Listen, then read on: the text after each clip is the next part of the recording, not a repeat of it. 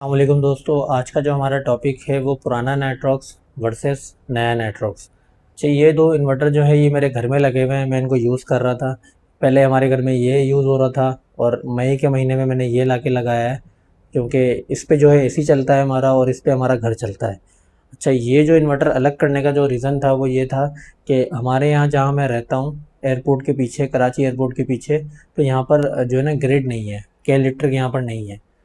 तो यहाँ अगर आप देखें तो यहाँ पर आप देखेंगे कि ज़ीरो ज़ीरो दिखा रहा है सब कुछ, क्योंकि यहाँ पर कभी इसके ऊपर ग्रिड कनेक्ट हुई नहीं है। तो क्या रीज़न था कंपनी का कि इसको चेंज करवा के ऐसा बनवाया? क्योंकि ये इन्वर्टर जो है डाई बनाता है चाइना के अंदर, और वो पूरी दुनिया में इसको एज इट इज़ सेल करता है। मतलब कोई चेंजेस नहीं होती, प्रिंटिंग जो होती है ऊपर ये वाली, और ये चेंज करवाती हैं कंपनियां जहाँ पर भी ये इम्पोर्ट हो रहा हो। तो ज़्यादातर कंपनियां तो वो डायरेक्ट डाई के नाम से ही बेचती हैं। तो क्या रीज़न था कि कंपनी ने उसको चेंज करा और ऐसा बनवाया? जो 2-3 चीज़ें मुझे समझ में आई हैं वो मैं आपके साथ शेयर करूँगा। सबसे पहली चीज़, इसके ये बटन। मेरे घर में ये लगा हुआ तकरीबन 2 साल हो गए हैं इसको। तो इसका जो ये बटन था ना, ये कट के बाहर निकल गया था, तो मैंने इसके ऊपर टेप लगाया है। एक तो ये रीज़न हो गया।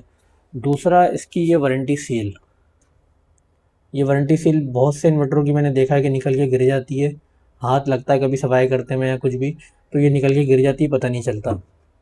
दूसरा तीसरा सॉरी, इस फ्रंट कवर है दरवाजे जैसा, ये एक रीज़न है, क्योंकि बहुत से लोगों का ये टेढ़ा हो जाता है तो फंसता है यहाँ पर आके, लगता नहीं है सही से। और बाज़ों का ये होता है कि जो ये एल पट्टी लगी हुई है ये बैंड हो जाती है हल्की सी, तो ये दरवाज़ा बंद ही नहीं हो पाता।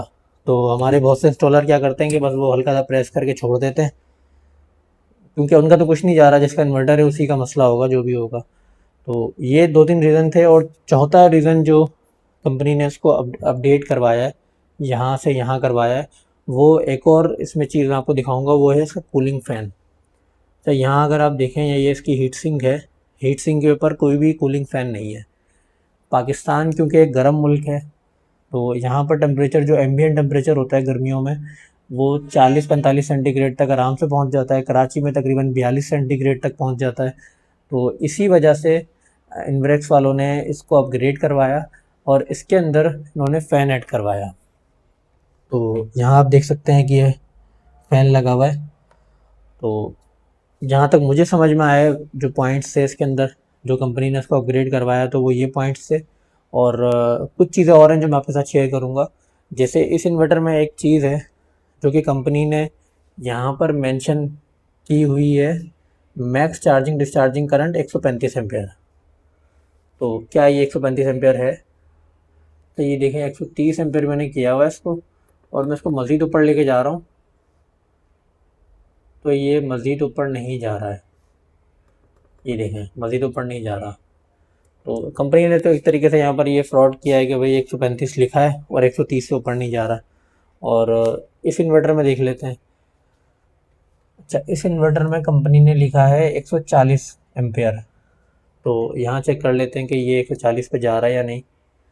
तो यहाँ अगर हम देखें तो ये 140 पे चला गया। डिस्चार्ज पे जा रहा है तो चार्ज पे भी जा रहा होगा। तो 140 एम्पेयर मेरे ख्याल में तो ये चार्ज पे भी चला जाएगा। ये चला गया 140 पे। तो यहाँ पर जो मिस्टेक्स थी उसको यहाँ पर कंपनी ने अपडेट किया है, कवर किया है, जो कि एक अच्छी चीज़ है। और इसके अलावा जो चीज़ें थी, आप पीवी रह जाती है, पीवी हमारी। तो यहाँ अगर हम देखें तो यहाँ पर पीवी का इनपुट दिया हुआ है 7800 volt, max PV input. Voltage जो है मैक्सिमम वो 500 वोल्ट हैं, और मैक्सिमम पीवी इनपुट करंट जो है वो 18 एम्पेयर है। जबकि यहाँ पर अगर हम देखें तो मैक्सिमम पीवी इनपुट लिखा हुआ है 500 volt, maximum PV input current लिखा हुआ है 18 ampere, maximum PV input power नहीं लिखा हुआ। तो इसकी मैं मैनुअल जो है वो आपको दिखाता हूँ कि मैनुअल में इन्होंने कितना लिखा हुआ है इसका। तो ये आप देख सकते हैं, ये इसकी मैनुअल है। मैनुअल में अगर आप देखें तो 10,560 वाट ये इसकी मैनुअल है। तो इसका जो पीवी इनपुट है वो 10,560 है। तो इन्होंने सिर्फ एक फ़ैन ऐड करके इस इन्वर्टर के अंदर, ये क्योंकि ये इन्वर्टर कैपेबल था, इसकी अगर मैं आपको डाई की डेटा शीट दिखाऊँ, पीवी इनपुट लिखा हुआ है वो तकरीबन 9,600 वाट लिखा हुआ है। क्योंकि इन्वरेक्स ने इसको पाकिस्तान में चलाना था, क्योंकि यहाँ का टेम्परेचर ज़्यादा है, तो इन्होंने इसकी जो लिमिट्स थी उसको लिमिट करवाया हुआ है फर्मवेयर के अंदर, और क्योंकि इसके अंदर फ़ैन नहीं था इस वजह से। और जब इन्होंने इसको फ़ैन वाले वेरिएंट में बनाया इसी इन्वर्टर को, तो इन्होंने इसकी जो पीवी इनपुट थी वो भी अपग्रेड कर दी, क्योंकि जो इन्वर्टर बगैर फ़ैन के इतनी अच्छी परफॉर्मेंस दे रहा था तो फ़ैन के साथ जाहिर सी बात है कि वो ज़्यादा कैपेबल होगा। व्यू था, अगर आपको पसंद आए तो चैनल को सब्सक्राइब करें, वीडियो को लाइक करें।